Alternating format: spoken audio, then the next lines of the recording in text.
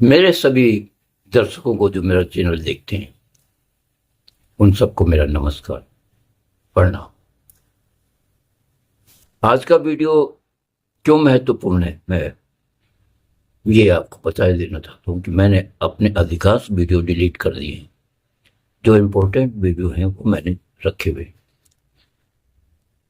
क्योंकि मैं खुद भ्रमित था कि कौन सी दिशा पकड़ी जाए।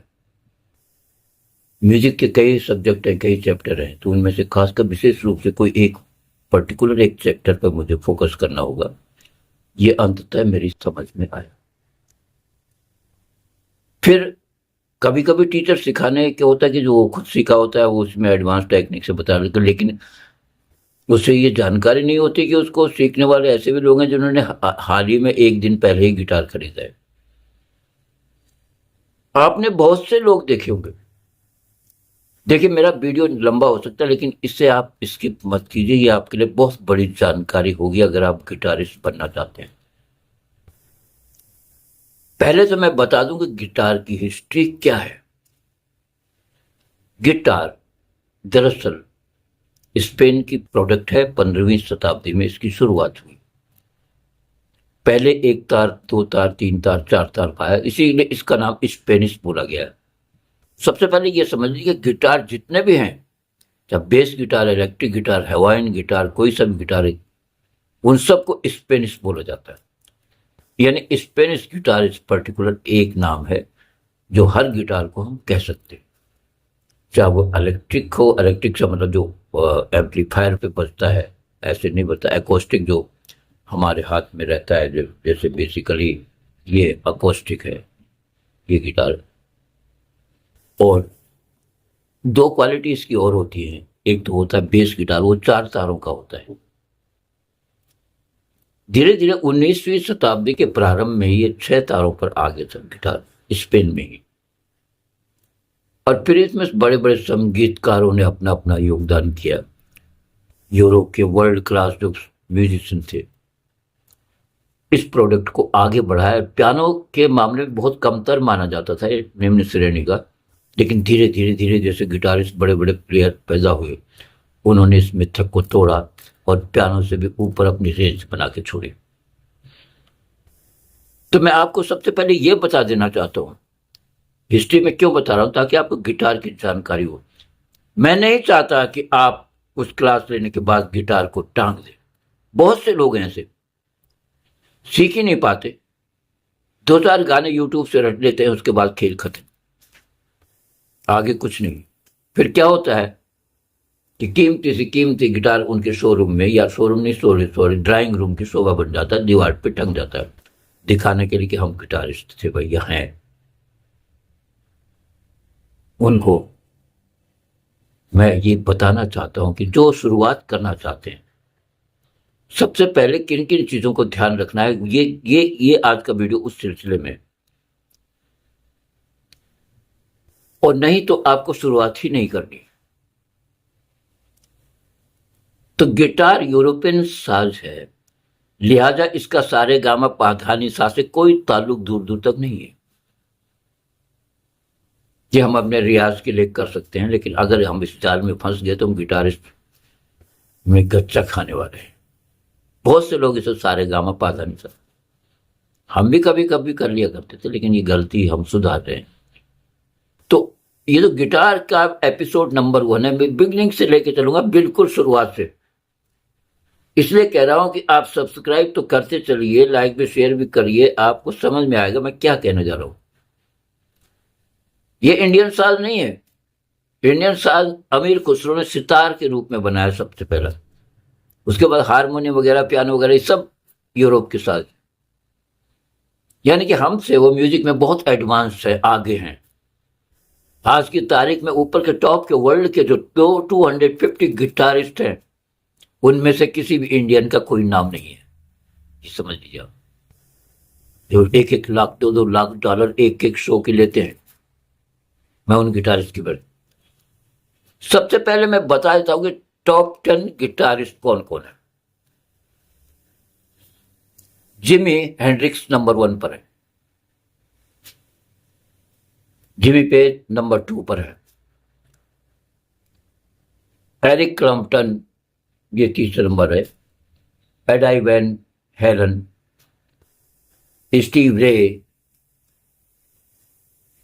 जेफ डीवी किंग और चक बेरी, ये टॉप 10 के गिटारिस्ट हैं जिनका धूम है वर्ल्ड में, जिनको लोग अपना आइडियल मानते हैं, उनको उनसे कुछ सीखने की कोशिश करते हैं, लेकिन वो इतना कुछ सीखे होते हैं कि शायद उनकी उंगलियां भी आप बिजली की तरह जो चलती हैं वो देख भी ना पाए कि ये क्या क्या हो रहा है। इनमें से कोई भी ऐसा गिटारिस्ट नहीं है जो इनकी हिस्ट्री अगर आप पढ़ोगे जिसने अपने जीवन में गिटार सीखने के लिए कम से कम 10,000 घंटे ना दिए हो, 10,000 आवर्स। अब सोच लीजिए कि 10,000 घंटे का रियाज अगर वो 5-5 घंटे भी कर रहा है डेली, तो भी उसे कितने साल लगेंगे, कैलकुलेट करके देख लीजिए,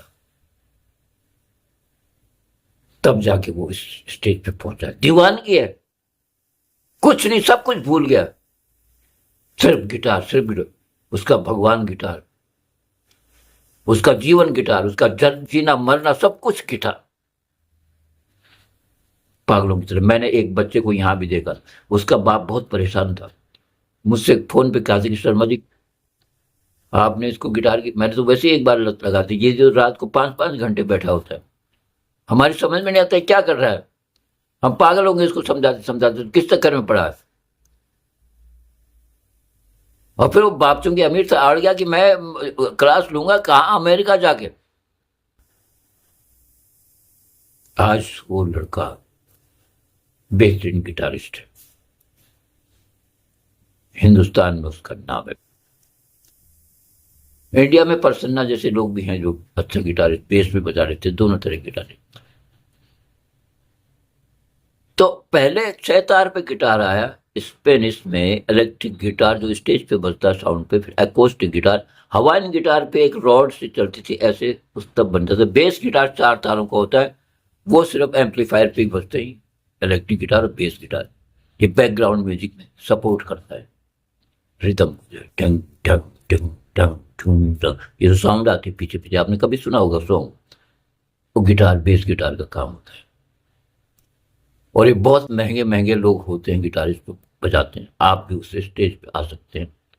संघर्ष करना पड़ेगा, समझना पड़ेगा।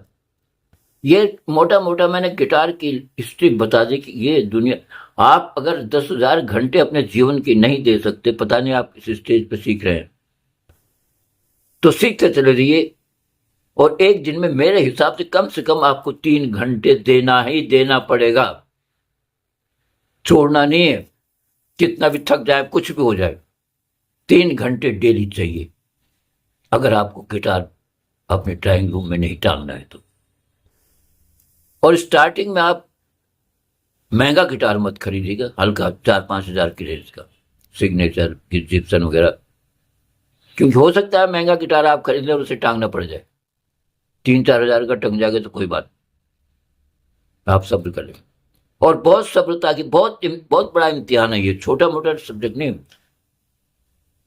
बहुत हिम्मत के साथ, बहुत गंभीरता के साथ हर चीज को बारीकी से समझना है, रटना नहीं है यूट्यूब से कि 2-4 गाने रट लिए और गिटार को टांग दिए, बात आपको देखना आपने म्यूजिक में कहां तक पाएंगे, क्या आपका गला इस लायक है कि आप गिटार के साथ गा सकते हैं, वो भी रियाज है। रिदम को गिटार पे कैसे पकड़ना गायक को, वो भी रियाज है। फिंगर बोर्ड पर गिटार की फिंगरिंग, उंगलियों की रफ्तार कितनी तेज से घूमनी चाहिए, वो भी रियाज है। तो आज मैं ये हिस्ट्री मोटी मोटी मैंने समझा दिया आपको, कि मैंने इसीलिए अपने सारे वीडियो डिलीट कर दिए हैं, ताकि मैं बिगिनिंग से फर्स्ट नंबर, आज पहला दिन समझ लीजिए इसको, this is the first day जो आपको मैं गिटार के बारे में बता रहा हूं।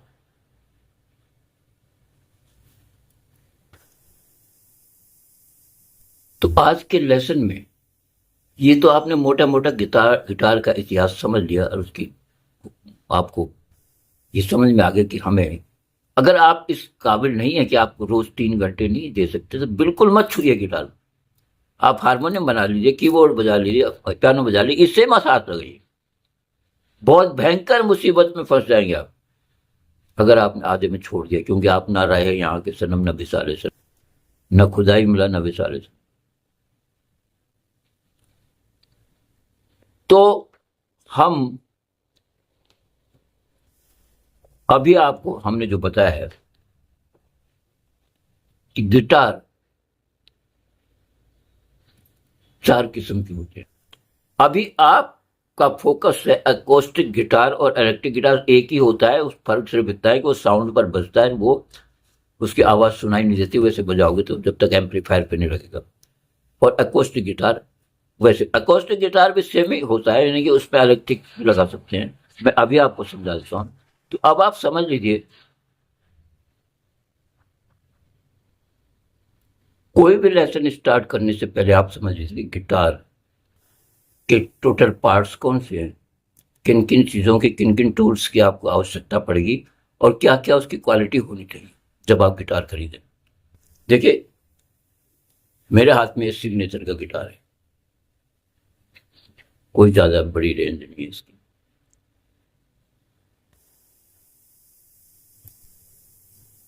सबसे पहले ये समझते हैं कि गिटार के पार्ट्स कौन कौन से, कौन सा गिटार आपको खरीदना चाहिए, इसकी पहचान क्या होती है। देखिए ऊपर से चलते हैं, इस जगह तो उसके ब्रांड का नेम लिखा होगा, और इस पोर्शन को, इतने पोर्शन को हम हेड बोलते हैं, हेड यानी सिर हो गए। अकोस्टिक गिटार में, इलेक्ट्रिक गिटार में एक साइड में की होती है, इसमें 3 तो इस तरफ होती है, 3 इस तरफ होती है, 6 ही तार होती है, और इन 6 तारों को कसने के या ढीला करने के लिए ये की होती है। ये नंबर 1 को वो करती है, कसती है, ढीली करती है। नंबर 2, नंबर 3, 6 तारों में चौथी तार है वो उसके लिए ये है, 5वीं तार के लिए ये, 6ठी तार के लिए ये ढीली और टाइट की जाती है स्वरों के हिसाब से, स्वर कैसे मिलान करना है उस हिसाब से। ये ट्यूनिंग हम बाद में बताएंगे कैसे इसको ट्यून किया जाता है, पहले आप समझ लीजिए इसके पार्ट कौन कौन से हैं। ये जो आपको यहाँ पे दिखाई दे रहा है ये ट्रस्ट रॉड है। ट्रस्ट रॉड का मतलब ये होता है, पहले देख लीजिए कि ये चीज गिटार जो आप खरीदे उस पर ट्रस्ट रॉड है कि नहीं। वो 2 जगह हो सकती है, यहाँ पे हो सकती है या इस जगह उसका छेद हो सकता है, यहाँ इस जगह। ये ट्रस्ट रोड होना बहुत जरूरी होता है, क्योंकि अगर ये ट्रस्ट रोड नहीं है, ट्रस्ट रोड नहीं है, तो अगर कभी भी गिटार आपका टाइट हो गया तो आप उसे नीचे नहीं ला सकते तारों को, वो बेकार हो जाएगा। यही वो टूल है जिसके हिसाब जिससे आप इसको बैलेंस में ला सकते हैं, इसको एडजस्ट कर सकते हैं।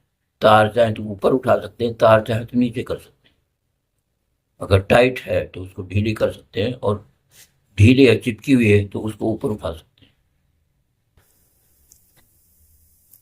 इसको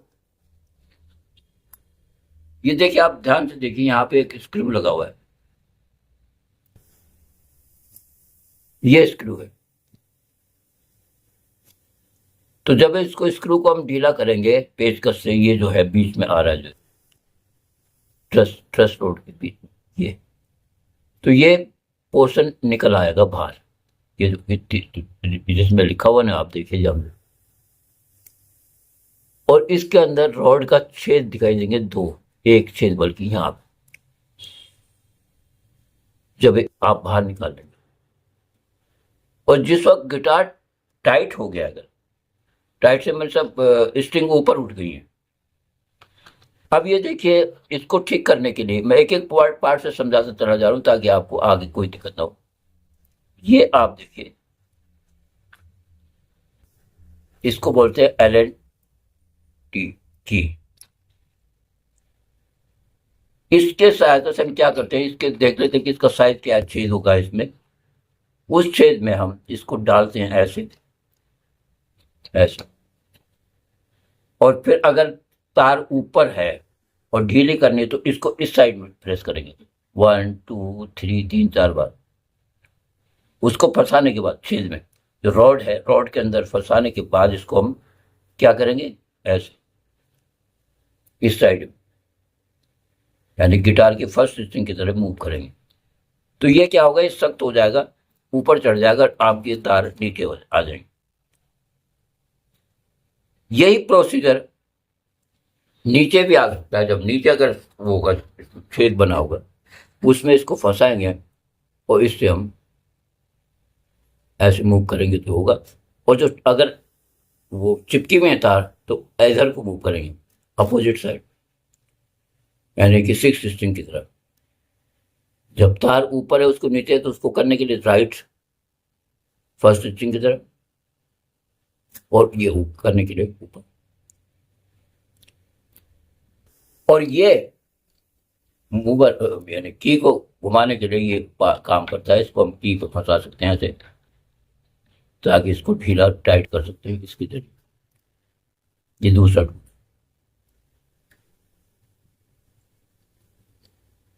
ये दो टूल आप गिटार के साथ साथ खरीदेंगे। गिटारिस्ट से उससे मांगे जिससे गिटार है कि LNT चाहिए, साथ में जो है ये हम मोटा मोटा। अच्छा, इसके बाद हेड के बाद ये की बता दी गई, इसका नेक है जिसमें कि तार फंसा जाती हैं, और ये इसका फ्रेट बोर्ड है। इसमें निशान बनाए हुए हैं 1 2 3 4 5 6। ये फ्रेट बोर्ड है, मतलब पर्दा, इसी पे उंगलियां चलाई जाती है जो गिटार बजता है। ये नेक होगी, ये फ्रेट बोर्ड आ गया पूछा, और ये साउंड बॉक्स आ गया नीचे, ये साउंड बॉक्स, और ये इसका पिच जहां पर स्ट्रिंग फंसाई जाती है, इसको बोलते हैं। और अगर semi electric semi acoustic guitar है तो उसके यहां पर इस साइड ये हो, जिससे कि इसका आप लीड निकाल सकें और एम्पलीफायर पे अटैच कर सकें इस गिटार। ये आपको मैंने आज सिर्फ मुख्य जानकारी दी कि इसमें कौन कौन से पार्ट है और उनके क्या यूज हैं। बाकी अगले चैप्टर से हम फर्स्ट स्टेप, ये पहला आपका लेसन है गिटार का, जिसमें आपको इसकी हिस्ट्री बताएगी, इसके पार्ट्स बताए गए, और कौन कौन से आपको टूल्स चाहिए होते हैं, वो सब आपको खरीदने हैं। गिटार खरीदते समय ही खरीदने, साथ में ये पिक भी लेनी है जिससे बजाते, और स्ट्रिंग का सेट भी रख दीजिए, ये जो 6 स्ट्रिंग होती है, ताकि आपको अगर कोई स्ट्रिंग टूट जाए तो आपको बदलने में दिक्कत ना हो। ये सारी चीज़ें परचेज करनी है और इनके फंक्शन समझ लेने आप। कोई अगर बात समझ में ना आती हो तो आप मेरे कमेंट बॉक्स में आकर पूछ सकते हैं। मैं परशुराम शर्मा आपसे उम्मीद करता हूं कि आप सब्सक्राइब भी करेंगे, वॉच टाइम भी बढ़ाएंगे, क्योंकि अगर आप गिटार को टांगने नहीं जा रहे हैं और वाकई सचमुच जुनून है गिटारिस्ट बनने का, चाहे कुछ भी हो जाए मुझे बनना है, तो जुड़ जाइए मेरे वीडियो के साथ। कोई भी प्रश्न है, कोई भी सवाल है, मेरे से पूछिए आप, क्योंकि दोस्तों, बच्चों, मित्रों, मुमकिन है कि मैं बहुत अच्छा गिटार ना बजाना जानता हूं, ये हो सकता है, मगर मैं इतना दावे के साथ कह सकता हूं कि मैं एक बेहतरीन टीचर हूं, बेहतरीन टीचर जो म्यूजिक की हर बेसिक नॉलेज रखता है, और उसी हिसाब से मैं आपको सिखाना चाहता हूं। मैं रटवाना नहीं चाहता कि 7 नंबर दबाइए, 5 नंबर दबाइए, 4 नंबर दबाइए। ये तैयारी आपको मेरे लेसन से करनी है, तो लिहाजा आपका कर्तव्य बनता है, आपका फर्ज बनता है कि आप मुझे सपोर्ट करें, क्योंकि मैं 80 साल की आयु को पार करने के बाद भी उसी एनर्जी के साथ आपको सिखाना चाहता हूं जैसे मैं पहले सिखाया करता था। धन्यवाद दोस्तों, मिलते हैं लेसन नंबर 2 पर। शुरुआत कर दीजिए आज से, अभी से।